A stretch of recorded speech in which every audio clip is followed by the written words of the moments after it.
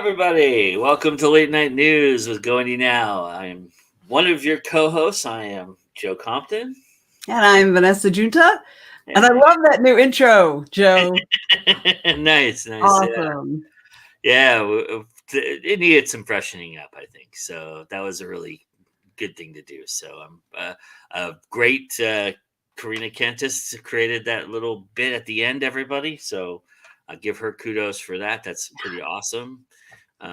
She's amazing. She does a lot of stuff for us, and I really appreciate it.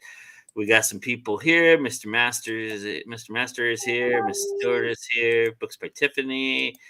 Maddie's here. Welcome all, and Venessa breaking the fourth wall to the fifth wall to the seventh power. Oh, no. I can't math very well, so I just break all of it. Nice. Welcome everybody. We've got a really packed show for you. So what do you say we just get right into the news? And I don't think it's going to be a real surprise to anybody what our top story is tonight, but we have our top story. And as it did the last time, it broke pretty well for us. It broke on Monday.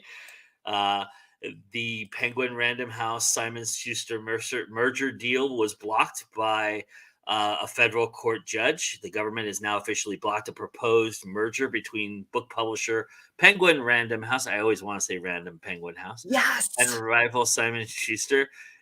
In an order published Monday night, the District of Columbia found that the proposed merger might substantially lessen competition, a decision that should have massive impact on both the multi-billion-dollar book industry and the government, how the government handles corporate consolidation cases going forward.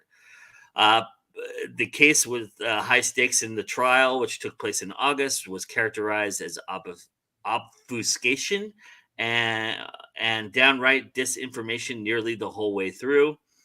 And as was mentioned in the court, the actual court ruling by the judge. Now I'm already screwing up. Welcome to live. Jessica Pan, I believe, is her name, if I'm correct. Her ruling was upon review of the extensive record and careful consideration of the parties' arguments. The court finds that the United States has shown the effect of the proposed merger may be substantially lessened to substantially lessen competition in the market for the U.S. publishing rights to anticipated top book sellings. Accordingly, judgment shall be entered in favor of the plaintiff, and the merger shall be enjoined. Which did not sit well with our friends at Penguin Random House, or Random Penguin House. In a statement, the Penguin Random House officials said they strongly disagreed with the decision and would be requesting an expedited appeal. And the statement that was officially made by Marcus Dole, the CEO, said, "I think the ruling is utterly wrong," Dole said, reiterating his belief that the merger would have been pro-competitive.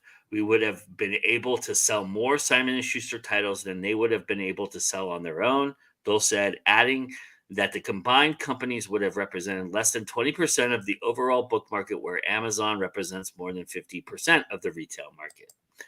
So that has been his argument from day one, and you'll see a little bit more about that in just a minute. But in the message to their staff, the Simon & Schuster CEO, Jonathan Karp, addressed the publisher's future.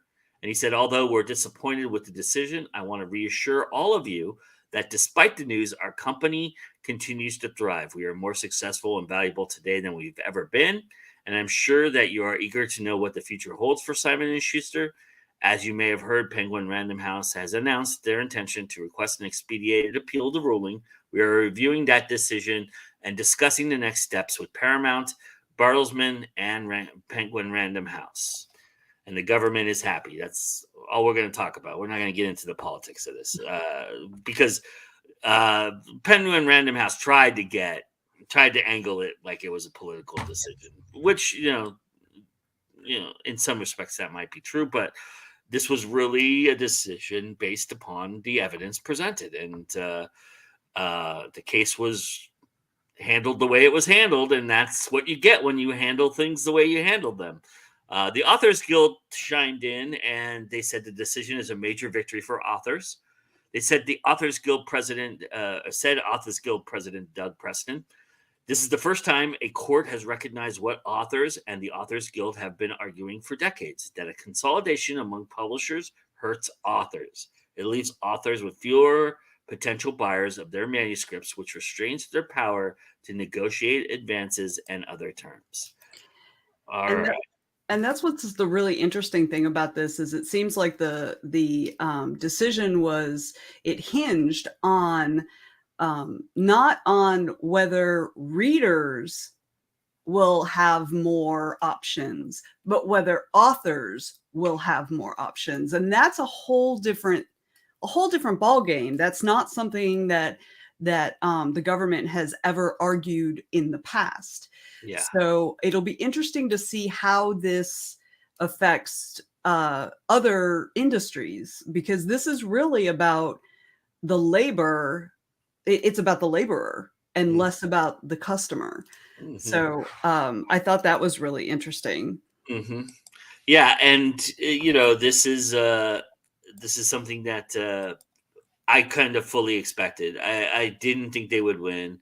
I think they badly botched a lot of this, and I thought they contradicted themselves quite a bit in their testimonies. And the government kind of made their argument for them, and they didn't run with it.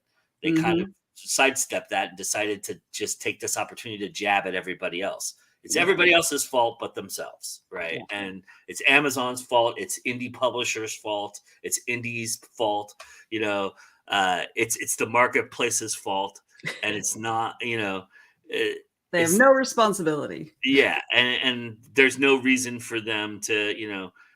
We want more of the money. That's basically what they're Mhm. saying, and they don't care how they kind of get it. Yep. And Yep. and And go yeah, ahead. go ahead. No, please. And Paramount still wants to sell Simon and Schuster, but the problem is going to be now, because of the interest rate hikes, it's going to be harder for a potential buyer to borrow the money, which means they're going to get lower bids. Hmm. Although I did read that Hachette is interested in purchasing. So, but I also don't get why they think that Hachette will be able to purchase,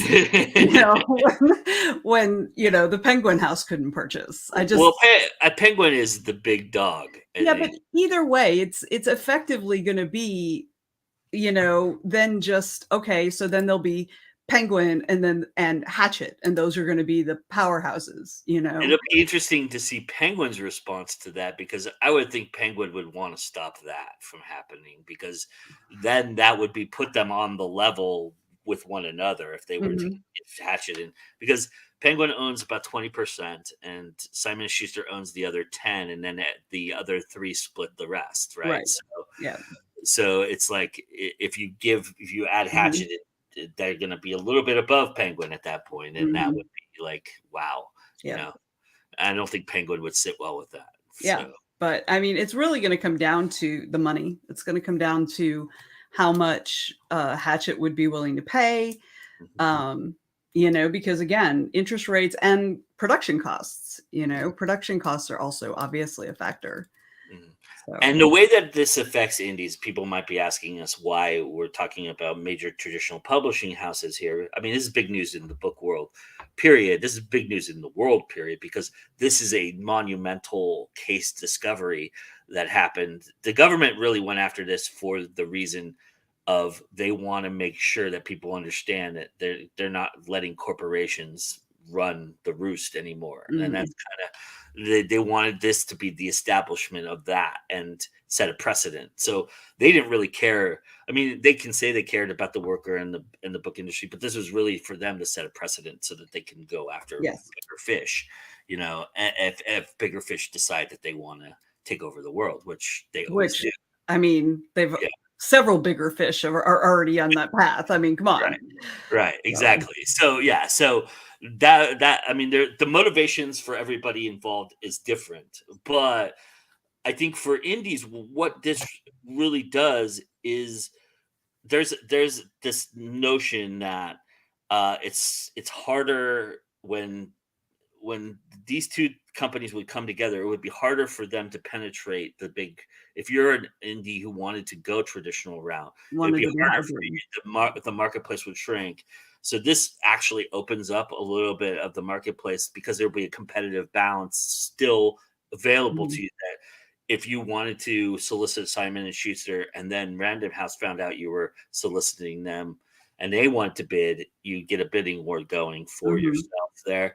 But also, I think it also shined a great light on indies in this entire trial. The trial really, I think, really showed that the indies are a threat and that they are a little bit afraid of us. And I think that was tenfold a great. It was kind of a win for us in that Mhm. respect, So I think that's where this really helps indies out. So you know. Uh, the comments aren't. Y'all are very quiet. I mean, you're all saying hello and everything, and this is nice.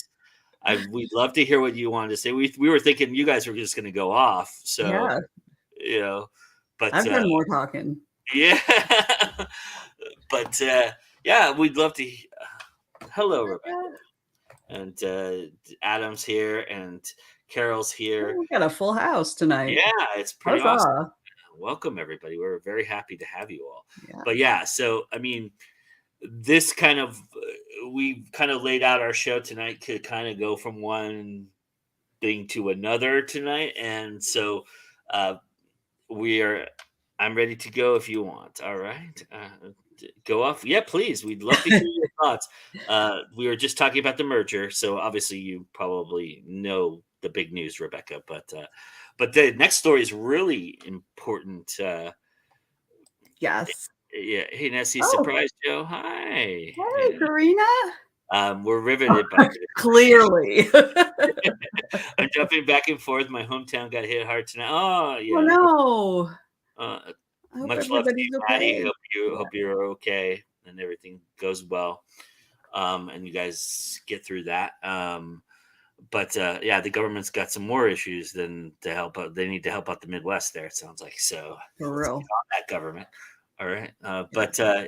Yeah, the other thing, I mean, I do have a fascinating clip, and maybe this will set people off. So maybe we should play the clip. This is Marcus about a year ago before the merger trial, and this was just at the beginning of the merger, and this is his response to the criticism of the merger that he was hearing right off the bat, and talking about book industry as a whole, and he kind of jabs self-publishing in there as well. So Surprise. yeah, so enjoy this, and then we'll see what everybody says. In all those years and decades, more books have been published. The number of ISBNs are like a hockey stick in this industry. The number of stories that are being published are going through the roof. Self-publishing is another route, right? That authors can use if they don't get a deal with a traditional publisher. So the number of ISBNs are going through the roof.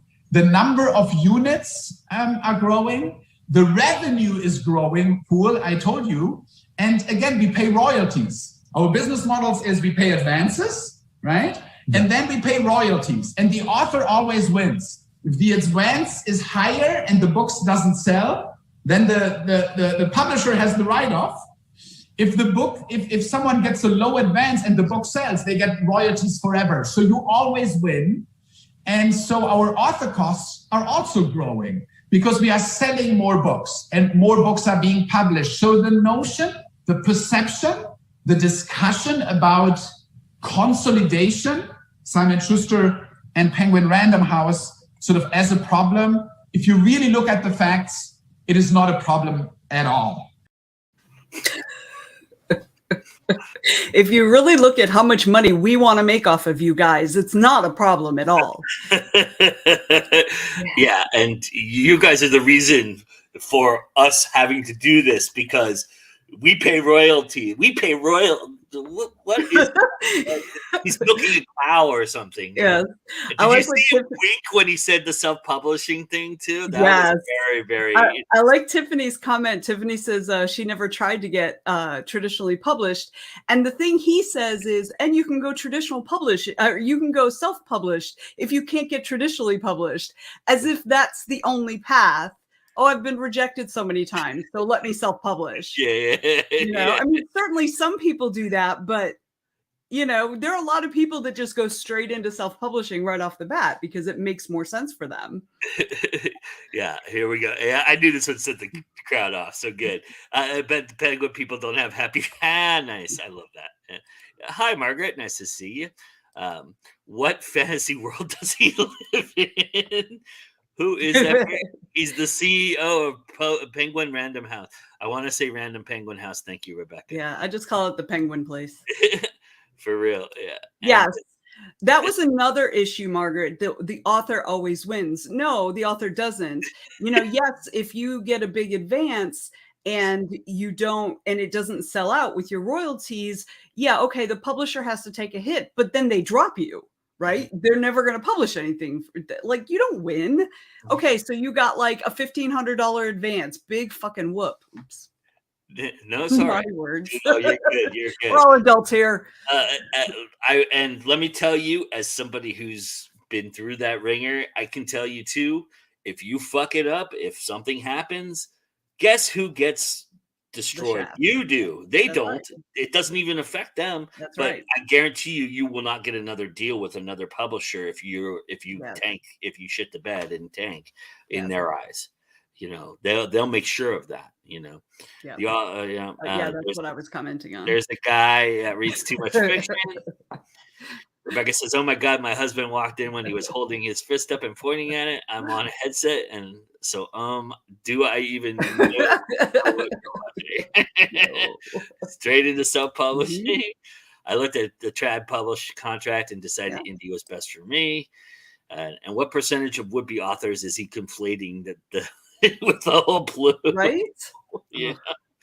They wanted not just my books, but my name, all my books I wrote despite the genre, and whenever they would publish it and pay me for it or not. Yeah. Mm-hmm. That's a definitely no-go. Yeah. And I blame Joe. He nodded and left. That's hilarious. As it should. Yes. That's the way it should be. Yes. But so, I mean, yeah, I mean, and the entire trial, if you can read the transcripts, they're public documents if you really wanted to get into it, that's like reading stereo instructions. But reading it, he was completely representing the other thing. You know, I don't have enough people. I don't have enough money. There's the publishing industry is too crowded. Amazon is destroying our business. You know, all indies are taking over. You know, all of those things were a part of his testimony. You can read it. I mean, I'm telling you straight up. I read a lot of it, and I can tell you that he was saying this. So he was contradicting himself even before he was on trial. You know, that's right. You have to do this. Oh, yeah. This is the Penguin House story. Yeah, every time we move to a new story, this is Simon & Schuster. It makes me think of a little kid that is like throwing a tantrum. Yeah, right. It looked like he was milking a cow. I think that was his metaphor. Yeah, I was thinking a whole other thing that I can't really say on camera.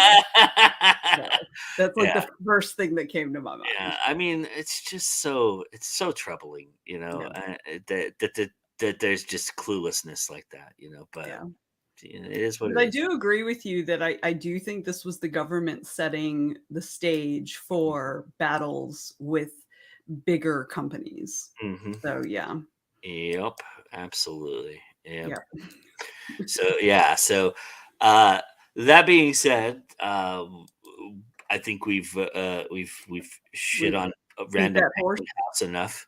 You know, there are some things that are going on, and I know that you don't like math, but I did put some math in.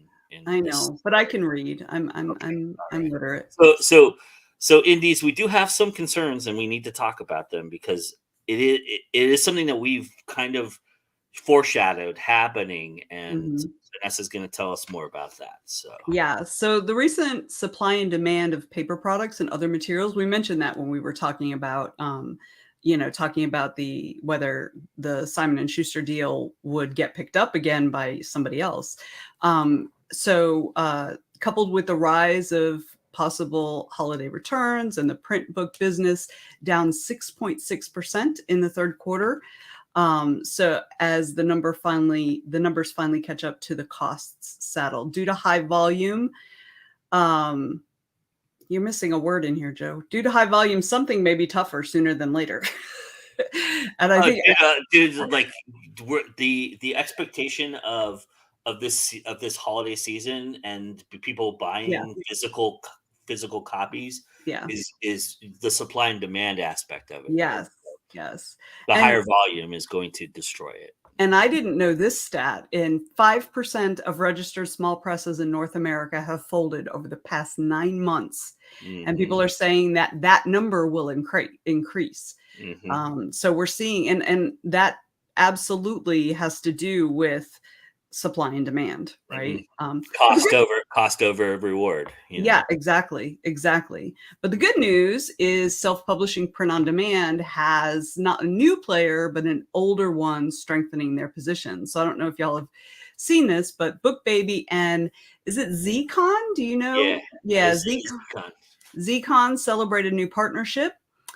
Two new digital Zcon SX 30,000 printing presses are on the production floor and adding much needed printing capacity to support the robust book sales BookBaby is seeing through its online print on demand supported bookshop retail store.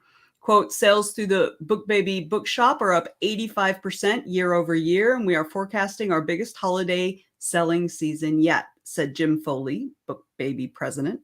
He said, we are very pleased with the quick execution of the Zcon team to get these presses manufactured, shipped across the ocean, and installed into our plant just in time for the busy fall and winter rush that we are anticipating. The two new machines shown at a ribbon cutting ceremony on BookBaby's production floor are roll-fed presses capable of running 428 letter pages per minute. Holy shit. Uh, and 2,545 B2 sheets per hour per press. Mhm. These additional presses increase BookBaby's pricing efficiency by 50%, making it an ideal instrument to serve photographers, children's book authors, and other clients who need full color printing. Foley also said BookBaby is determined to be the fairest destination for independent authors to sell their books. We are an operationally excellent organization, and because of our reliable and efficient operations, we can pay authors the lion's share of the money when their books sell in our store. The BookBaby Bookshop pays a healthy 50% royalty on printed book sales and an even more impressive 85% royalty on digital ebook sales.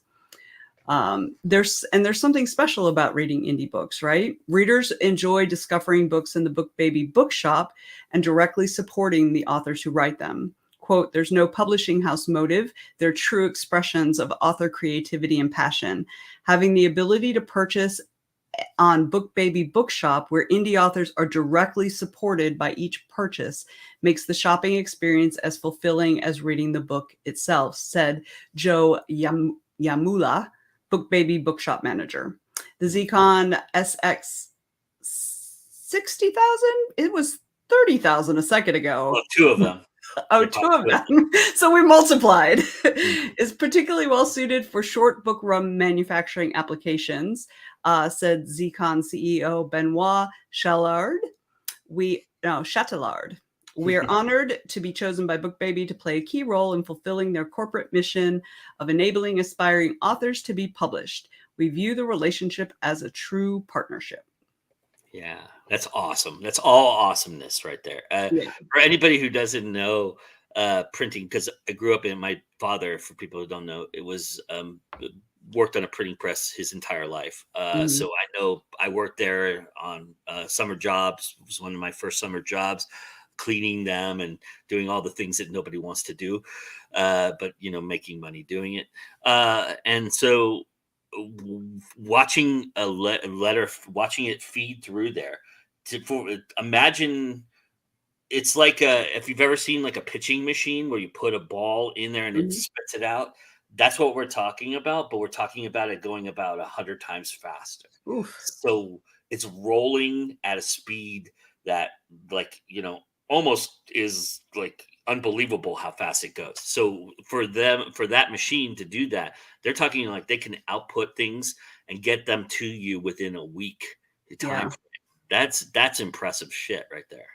Yeah. So if you're doing a print on demand, what they're basically doing is they're solving the volume problem that Amazon has versus doing it faster, but Mhm. with a lesser volume, so that they can do it faster. Because they're not as big as they're never going to be as big as Amazon, Right. but their print on demand will then produce. But the other thing that I thought was very impressive was the thought process behind we're dedicated to coloring. We want to make Mhm. sure that children's books are shown, and so they've really listened to the concerns of indie authors out there, and said, "This is what we need. We're missing this," and they've taken that and done that. I really wanted to send this article to Mark Coker and the CEO of Drafted Digital, but because this is, I mean, I know I'm harping on them a lot, and that's not fair, but because it's going to take time for them to get. But this is the Mhm. kind of thing that we've all been talking about.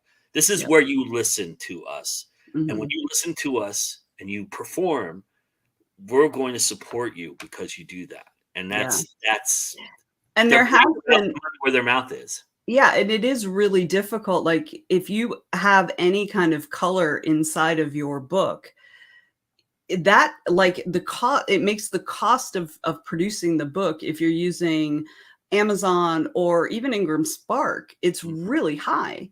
mhm. And so I think this will cover a really good niche. It's a needed hole. The hole needs to be filled.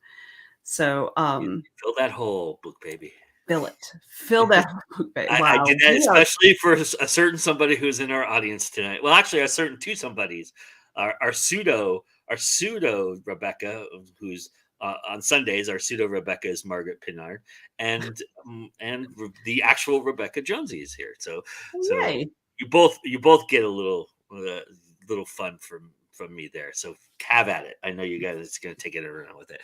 But the chat went insane. So if they've finally woken up, thank you for all joining us. We appreciate it. I do like math, yes, and that's why I tried not doing a paperback one. Yep, Because of dang. the costs, yeah. Ooh, book baby, as in CD baby. Yep, same Yes, company, same same company. company. hmm Cool.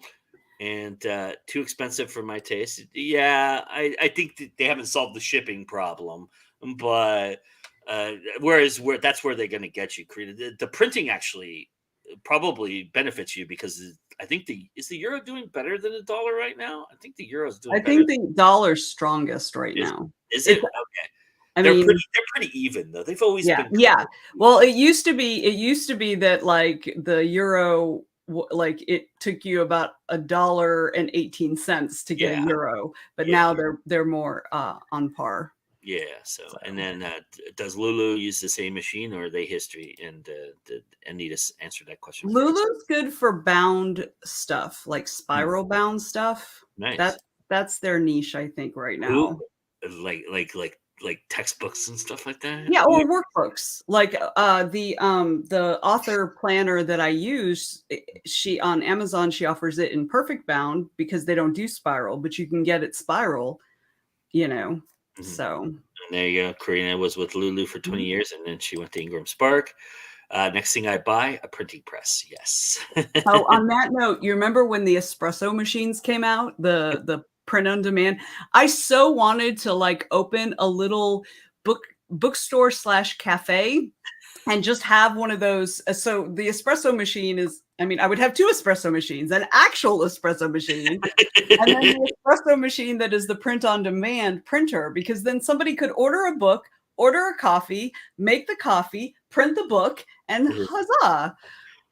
Yeah. I wanted to do that so bad. And BookBaby was the initiator of those. Like they were going to do that in libraries and stuff like that, where they had on demand thing. So that was all BookBaby who was into that.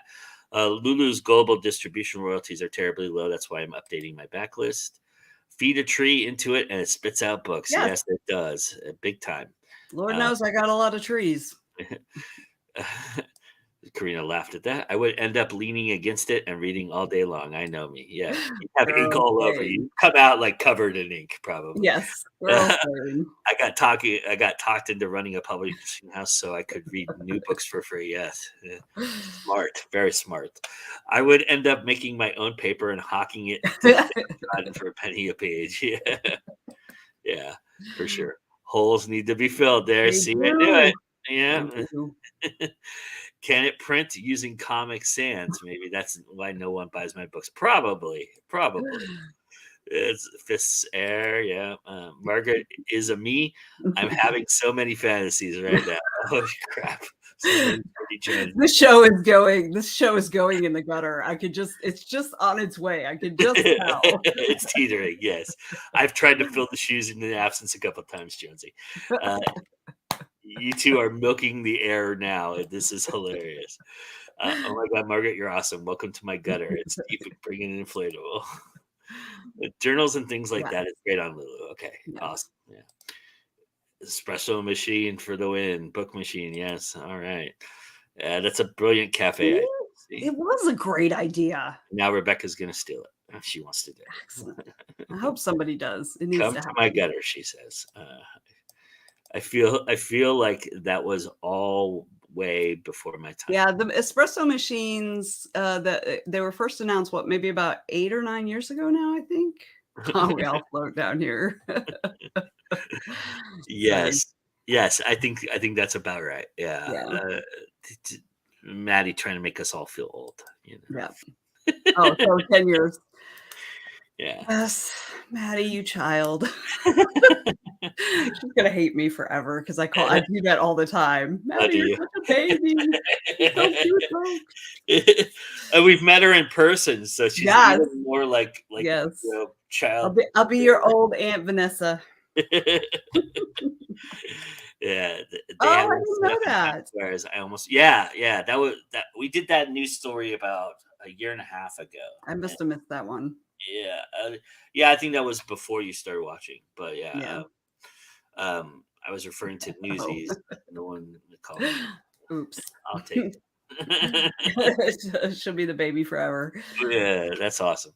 Anyway, so good news, bad news, sort of like news. So, and I know a lot of you probably don't want to hear my news after the great marketing tip you're about to get, but I am going to tie it together with all you authors out there. So it is a film story, but I do have an angle for you. So, they had said, I don't mind film stories. That they had one in Powell's and they got rid of it at the same time they got rid of the parking lot.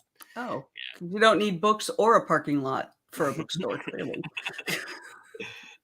Well, Powell's is kind of on like a corner of a street. So it's kind of like, I can understand the parking lot thing. Parking in downtown Portland's horrible anyway. So I mean, parking in downtown anywhere is horrible. Yeah, pretty much. Yeah, that's very true. Okay, so without further ado, everybody, I'm so excited. You really going to really absorb this monthly marketing tip. I personally did not know any of this, and you hyped this so big. I'm like, okay, I'm ready. This is a fantastic tip, everybody. And I really think it's going to benefit everybody here. I'm sure a lot of you probably already know about it. I'm sure Nita already knows about it. But anyway, here's the monthly marketing tip. I'll shut up now. Hey guys, C.O. Cannon here from Fiction Atlas Press, bringing you another monthly marketing tip. This month, I'm going to be telling you about how to set up a free virtual address and a free virtual phone number.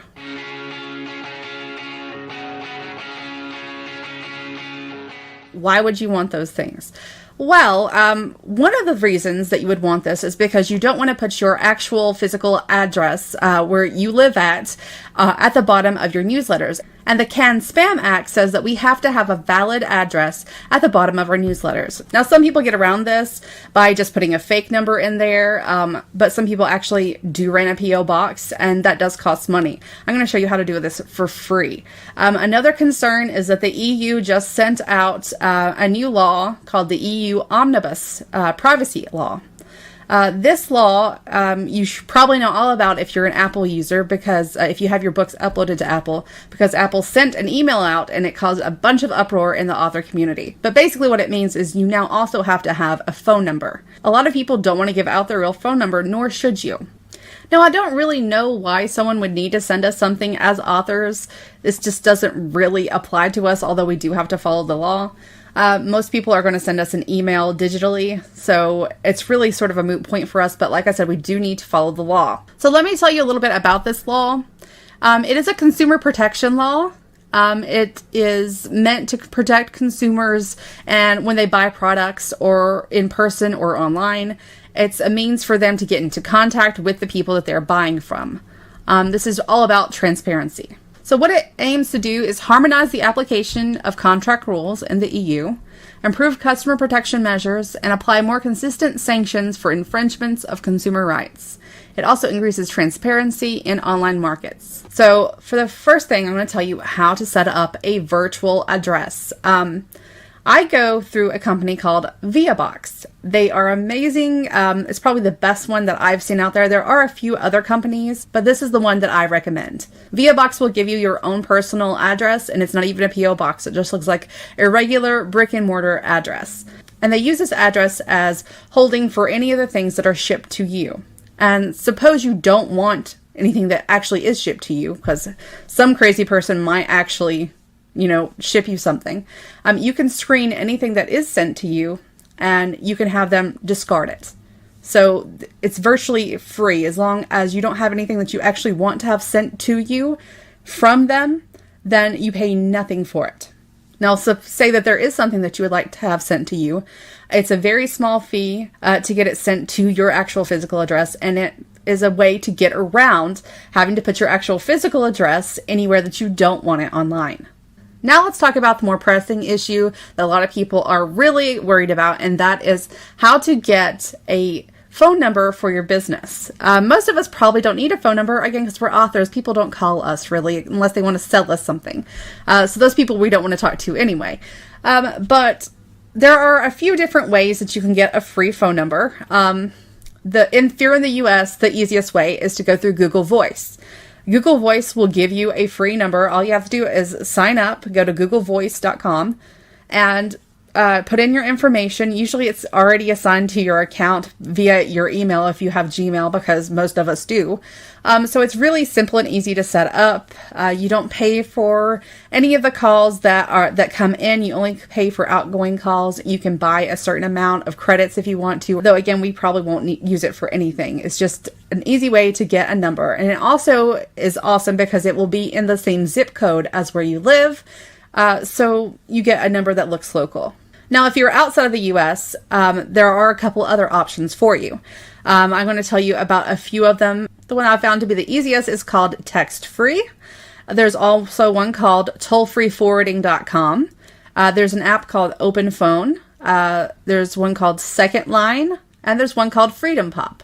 There are a plethora of other ones out there. You can Google it to see which one would be best for you. But all these are free options on how to get a phone number that you can use to put in that contact details. Now, if for some reason you don't want to do either of these things, if you do have a publisher or an agent, you can always use their information as your contact information. So if you need to provide Apple with that, or any other things like Stripe or someone else who might ask you for that, or if you want to put it at the bottom of your newsletter for your Can Spam, you can do that. You can put your publisher or your agent's contact details there. Okay, this is a really short marketing tip because it's really so simple to set these things up. If you do have questions or you need any help, I am always happy to help you with this question or any other problem that you might have related to marketing or publishing. You can always email me at info@fiction-atlas.com, and I'd be happy to answer any questions you might have. Okay, that's all for me this month. I'll see you next month. Have a great one.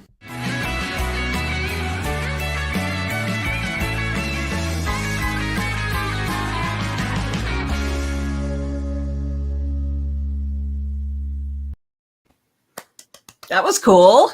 Yeah. So did my hype live up to it, everybody? I mean, So I didn't know. I knew about the phone stuff. I didn't know about the Via box. But one note: if your cellular carrier is Google Fi, you cannot get a Google Voice number. I lost my Google Voice number when we switched, so I actually use Second Line as my additional. And the thing about a lot of those, they have a free yeah, version and paid versions. The free yeah. version, the only way you can keep the number is to use it at least once every, usually it's a month.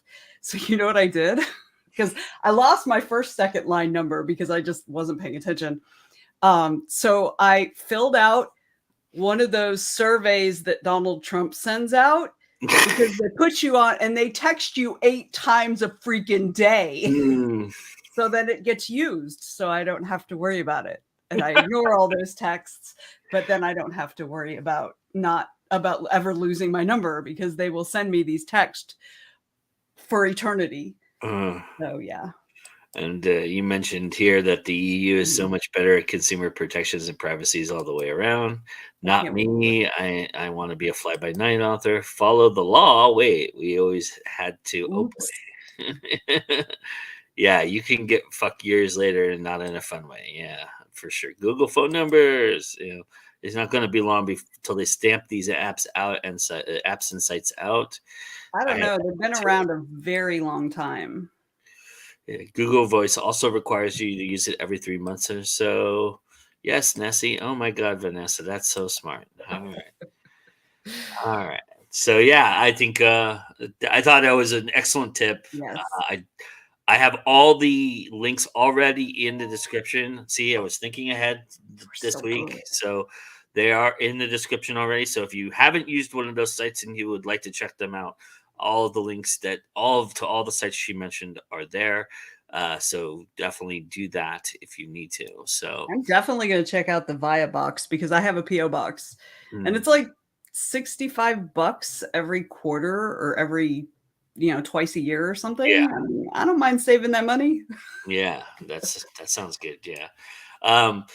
So the last bit of news we're going to talk about, yes, everybody, I had to throw in some indie film stuff. I apologize. Okay, But don't apologize. the American film marketplace is back, and it's back in full force, in complete and total in-person participation. It happened this week, and it's an important landmark for film, as the independent movie world returns to Santa Monica this week. It's with an air of surgeon checking out a long ailing patient. The cinema business, suspended on life support for the past 2 years due to COVID restrictions, is still far from healthy. Studio blockbusters, the Top Guns, Minions, and the superhero tentpoles, which I know Venessa will have something to say about, of this world, have done great in these theaters when they've reopened, but the market for art house and indie films remains shaky. Even big star-driven projects with studio distribution, see Film Nation and CAA's ensemble actioner,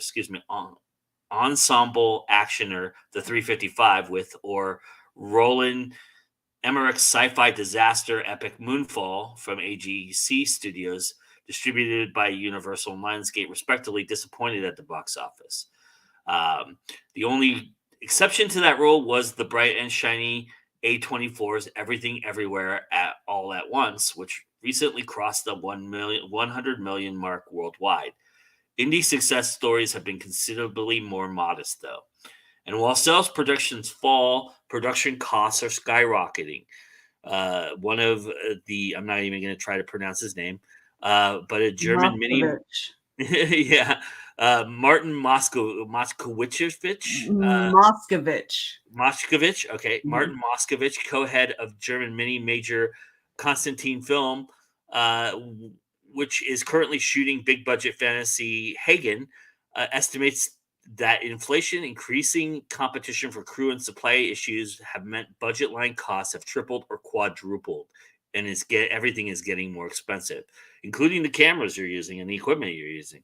Still, hope endures. Sellers point to Toronto, which saw some encouraging green shoots in the form of Focus Features' $30 million deal with Miramax for Alexander Payne's Paul Giamatti star, The Holdovers. Wow, I'm looking forward to that. I mean, Payne and Giamatti have done, if you didn't know, they did Sideways together. So that's going to be awesome. And then there's a bunch of other ones. Linkletter has sold some films, and some other people have sold some films, but there's certainly no lack of variety on offer at AFM this year. From big franchise titles, Now You Can See Me 3. Oh boy, why did they make a third one of that? And Saw 10. All right, whatever. But Saw 10. yeah, but 9 was not enough. But in that respect, even the distributors are saying that they're looking for something unique and something truly original. So this is where I'm going to tie all of you authors in out there. You want the indie film market to be healthy, and I'm going to tell you 2 reasons why. Not just because, yes, you could get your books made into movies. Yes, that is possible. And with a healthy indie film market that can actually pay for rights fees and things like that, because they are making money, they have money to spend. Yes, they're looking for productions, and there's just not enough people writing, original screenplays out there. Believe it or not, ones at least that are of the indie ilk, which is what most of these studios are looking for. They're not looking for big budget ones, which is where all the screenwriters are going. They're trying to make the next Marvel movie. They're trying to be able to write the next Marvel movie. So they're writing bigger budget ideas and writing to market. Well, this market is representing a lot of the indie ilk for it. So they're saying we want indie marketplace action. So for all of you out there, the other thing that it does align you with, and why it is important for indie authors to see a healthy indie film market, is because the indie film market went through kind of the renaissance that we're all going through right now. And we're starting to make inroads as indie authors in the publishing space, where indie film changed the landscape of filmmaking. For a long time, indie film was this just, let's get together with my friends and make a movie on the weekend kind of thing. That's not longer the case. They have budgets, they have P&Ls, they have line items, they have things that they have aspirations. All of those things, they've treated it like a business, and it's the model for the business. And so it can just show you how fragile that model can be by one pandemic wiping it completely out of. And it's starting to get back into it. What I'm noticing a lot is the trend is that a lot of independent filmmakers took to this opportunity to make documentaries because they're more personal stories, they're easier to make, they're budget friendly, and they can pick up a camera and work it and figure out a storyline and create a narrative that way. And we're getting just flooded with documentaries right now. I had to finally say, I had to tell all my PR people to stop sending me documentaries because I was tired of watching them, because a lot of them are heavy handed and it's a lot to absorb. And, I'm trying to get my own mental health in check. And, that doesn't help.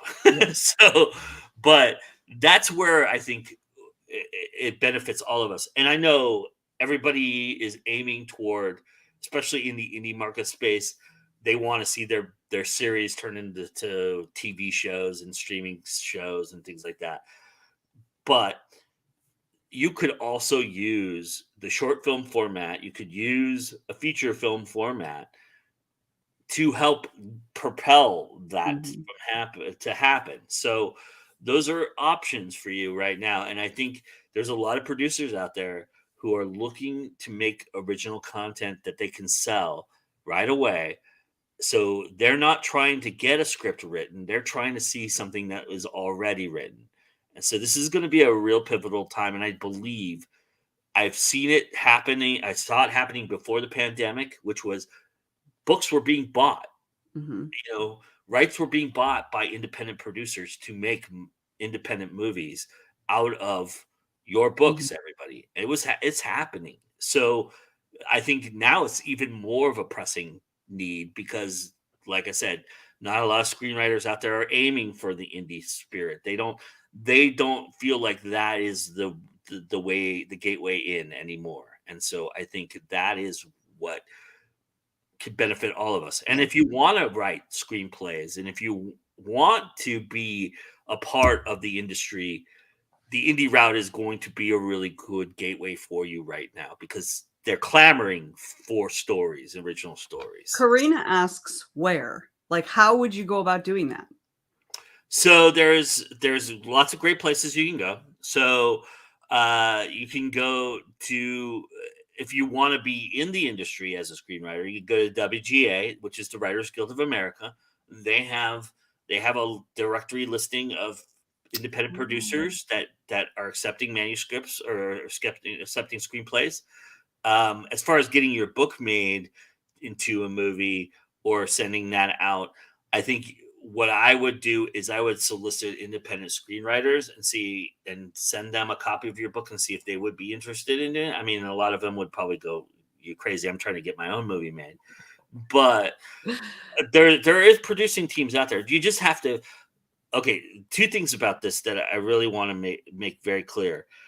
This is a really shady business. Okay, there's a lot of shysters out there, and you have to protect yourself and be careful. So make sure you have all your copyrights in order. Make sure you have all your materials ready to go, that you're protected behind. I would highly recommend, and you can do this with your book. You can actually go register your book to the WGA. So if you are out there trying to shop your book to independent producers, register it with the WGA so it is a registered find. So that also will be something that gets listed in their catalogs, in their production memos as well. This book is looking for a writer. There's also a place called Stage 20 you can go to and pitch your book.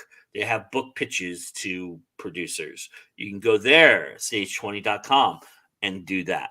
That costs money. There's also a lot of online places that for a minimal fee of like $20 or $30, you can do that and pitch to multiple producers. I think there is a lot of avenues out there. I'm going to go through these, the chat here and see if I can. Indie is indie. That includes indie movies. Go Joe. I was happy to see that Terrifier 2 is doing well. My local theater was filled at that. Awesome. Oh, good. Fantastic. Yeah. I never got to Saw 2. Oh yeah. I think I watched like 10 minutes of Saw 2 and I was like, yeah, I'm done. Same story. We have the originality. We have the strokes. Yes, we do. I just need more. Yeah. That's the issue, right? Sometimes it's best to start small. Yeah. I recently started watching smaller original films on services like Shudder. Yep. And as those grow, they're clamoring for feature film right now. Yeah. I know that HBO Max actually just did a contest, a green light contest. Yeah, I saw that. That they're looking for people to produce a film for. So Fragile, one pandemic can wipe it out. Yeah. So fragile, one pandemic can wipe it out. That's like saying a house is so fragile, one Category 5 hurricane can flood it. I was thinking the same thing, Rebecca. Yeah. Yep. Yeah, it's hard. I answered that question. Publishers making it weird fist movements, and Joe talking about how we need to use protection. We are hitting the gutter. Yeah. I mean, WGA is a really good resource, and Stage 20 is a really good resource as well. But I really, they're out there. There's places you can go pitch your stuff to and put it out there. Also, Karina, for you as award-winning filmmaker through book trailers are a great gateway because that's a visual medium that you're using to entice a visual person. And I think that's a great thing to do. So, well, Rebecca, I think your gutter and my gutter are probably on the same street. Is what I'm saying. But I mean, so go out there. If you have an art house, support your local film. I think you'll be surprised at how good the films are out there. And we'll talk more about that toward the end of the year. You'll get my list, and a couple other people are going to chime in with some great indie films that you can check out. Hell yeah. Yeah, absolutely, Karina. I think that's a really great gateway for you. So it is possible, and I think as Vanessa and Rebecca flirt, if you want to get your books made into films, would it be advised to write your book in a 3-act structure similar to movies? No, not necessarily. They'll throw half your shit out anyway. Yeah, well, all right. So I have been tasked at the Speculative Fiction Academy to do a class on taking your novel to screen. I'll let you all know when that comes out. But actually, I've been hounded by Lisa to been doing that I should have had that out about a year ago. I've got so many things that I'm supposed to be doing for Lisa. Yes. Yeah. I just told her, you know what? I'll check in with you when I'm ready to actually get it together. But I don't pimp my stuff as often as I should. So I will tell you, on the Speculative Fiction Academy right now, I do have Screenwriting 101. It takes you from not knowing a thing about screenwriting to where you can go with it when you're all done. So if you wanted to check that class out, I don't know how much it is or whatever, but it's Go have a look. Yeah, I did that. It's a 10 lesson course, so it's kind of like a master class on writing. So I don't wait. Doesn't pimp anywhere near enough. I have. That's my publisher talking right now. So everybody, I have plans for Joe. He doesn't know yet. So go check out my books too. Through Three Furies Press. Go to threefuriespress.com. I have a book, and I also am a year behind in my scheduling with my publisher as well. So I need to get on that as well. God, I got so much to do. Me too. Time, Vanessa. I know. Why did that make me blush? I don't know. That wasn't the natural. I think my face is all red anyway. Yeah. He's not used to being the center of attention. That's not his happy place. Anyway, so yeah, we've got a couple minutes left, and as Vanessa and Rebecca flirt back and forth. But yeah, I think this was a really good news show. I think we'll see what December brings. We might do AMA if there's no real big news coming out, but I believe them that we'll see what happens. I think the courts shut down sometime in after Thanksgiving, so I don't think we're going to have any news there. With Madeline wants to know where we're both at it in Nano. Well, I'm not doing Nano, so I don't. He is. He's got a novella to finish, so he really is. He's just saying he's not. Yeah. We have a competition now. I'm gonna out it. Go ahead. Put it out there. Put it out there. So Joe and I are both we are both writing novellas, supposed to be writing novellas for the same anthology. And so before the show, when we were backstage, because I've been struggling, so I'm having trouble, finishing. So that's part of my Nano project. So I issued a challenge, and we're going to see who can get the novella in first. Yes. So Joe and I are going to be in competition. Yes. For me, it was September 1st. I was supposed to have it in September 1st. But, I got an extension until October 31st because yes, I bought Rachel a beer. I just had an open-ended extension because of my mom's medical stuff. But my own personal goal is to have the first draft done this first week of Nano. And then I will let it sit for a few days while I work on something else for Nano. And then I'll come back and reread and do revisions. And I want to have it to her no later than the end of the month, but sooner than that if possible. So Joe, you have been challenged. And he was like in the backstage, he was like, okay, you win. I was like, no.